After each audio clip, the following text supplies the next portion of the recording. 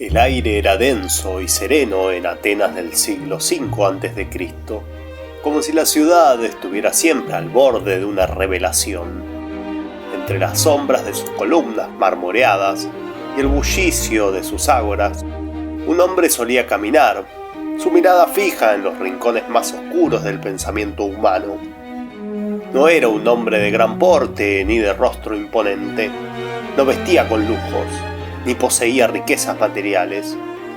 Y, sin embargo, Sócrates, con su modesta túnica y su andar descalzo, poseía algo mucho más valioso que cualquier tesoro de este mundo: la habilidad de hacer que los hombres se detuvieran, escucharan y pensaran. En su presencia, la ciudad parecía enmudecer. Aún los más sabios, aquellos que se consideraban los amos de la verdad, temblaban al enfrentarse a sus preguntas, simples en apariencia, pero tan profundas como el mar que rodeaba las costas de Atenas. Sócrates no ofrecía respuestas, no proclamaba certezas. Se limitaba a interrogar, a escarbar en las almas de quienes los rodeaban hasta que la verdad, enterrada bajo montañas de ignorancia, se revelaba pura y desnuda. Atenas, por aquel entonces, era el corazón palpitante del mundo antiguo, un faro de cultura, política y arte. En sus teatros resonaban las tragedias de Esquilo y Sofocles, mientras los ciudadanos debatían acaloradamente sobre los destinos de la polis. Sin embargo, debajo de ese resplandor, en los cimientos mismos de la ciudad, latía una tensión silenciosa. Era una época de grandes ideales, pero también de profundas contradicciones. La democracia, tan alabada y defendida, convivía con desigualdades sociales y el uso frecuente de la fuerza militar. Sócrates, hijo de un cantero y una partera, no provenía de una familia aristocrática ni ostentaba títulos de nobleza. Pero desde joven, algo en su mirada denotaba que su mente estaba destinada a recorrer caminos que otros temían.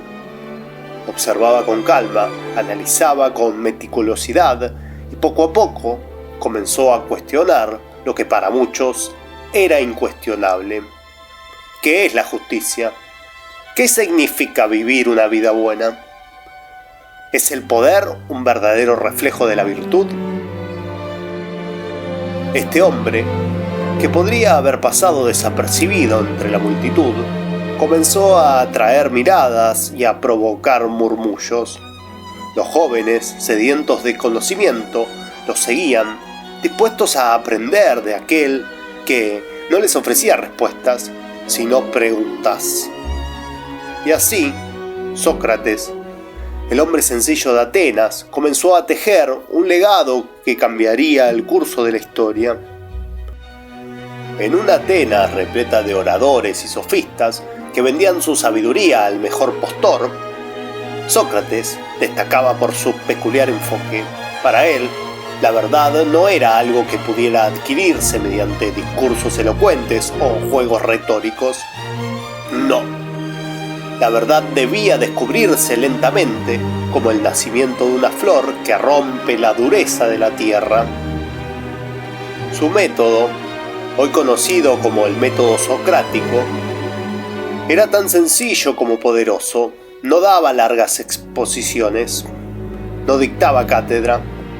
En su lugar, formulaba preguntas incisivas que desarmaban a sus interlocutores.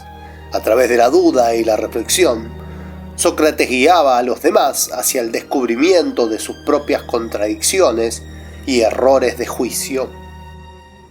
Imagina a Sócrates caminando por el ágora, rodeado de discípulos. A su lado, un joven arrogante en su saber declara que entiende la justicia.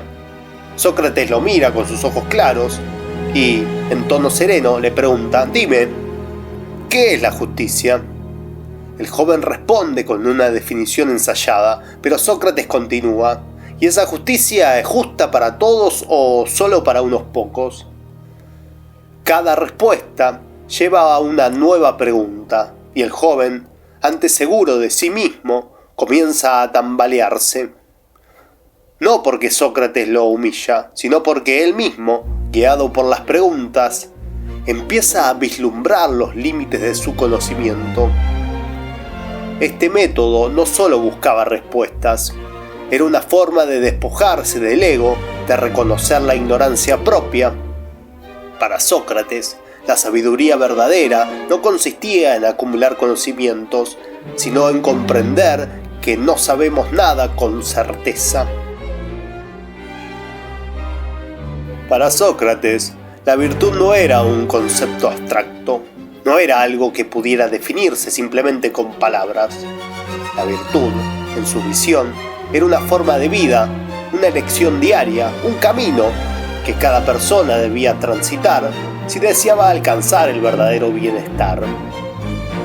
El filósofo creía firmemente que el conocimiento y la virtud estaban entrelazados. El mal, decía Sócrates, no era el resultado de una maldad inherente en el ser humano, sino de la ignorancia. Quien conoce lo que es bueno, naturalmente hará el bien. Quien actúa mal, lo hace porque no comprende lo que es verdaderamente virtuoso. Esta idea, revolucionaria en su tiempo, hizo que Sócrates viera el papel del filósofo como una especie de partero del alma, ayudando a los demás a dar a luz sus propias ideas y descubrir su potencial moral. En sus interminables diálogos, en sus preguntas aparentemente sencillas, estaba siempre presente la intención de llevar a sus interlocutores hacia una vida más plena, más justa. Es imposible hablar de Sócrates sin mencionar a quienes siguieron sus pasos. Aunque el propio Sócrates nunca escribió una palabra, su discípulo más famoso, Platón, fue quien se encargó de inmortalizar su pensamiento en los famosos diálogos. A través de estos escritos, el legado de Sócrates llegó a nosotros. Pero Platón no fue el único. Muchos otros jóvenes, influidos por sus enseñanzas socráticas, tomaron las lecciones de su maestro y las aplicaron a sus propias vidas y filosofías. Cada uno de ellos llevó consigo una parte del fuego que Sócrates había encendido en la mente de los atenienses. El ejemplo más claro es Aristóteles, discípulo de Platón, que a su vez fue maestro de Alejandro Magno. La cadena de pensamiento socrático influyó no solo en la filosofía, sino también en la política, la ciencia y la cultura a lo largo de los siglos. Sin embargo, la búsqueda incansable de la verdad no vino sin costo. En una sociedad que valoraba la estabilidad y el conformismo, Sócrates se convirtió en una figura incómoda. Sus preguntas incomodaban a los poderosos, sus enseñanzas perturbaban el orden establecido, y así, en el año 399 a.C., Sócrates fue llevado a juicio, acusado de corromper a la juventud y de no creer en los dioses de la ciudad. El juicio fue un espectáculo público. Sócrates, sin miedo ni resentimiento, se defendió con su habitual calma, declarando que prefería morir antes que traicionar sus principios. Aceptó la condena a muerte con dignidad, consciente de que su legado viviría mucho más allá de su propia existencia. La cicuta que Sócrates bebió puso fin a su vida, pero no a su impacto en el mundo. Su muerte se convirtió en un símbolo de la integridad filosófica, un recordatorio eterno de que el verdadero amor por la sabiduría implica estar dispuesto a sacrificarlo todo por la verdad. Hoy, más de 2 milenios después, seguimos invocando su nombre, reflexionando sobre sus preguntas y debatiendo sus ideas.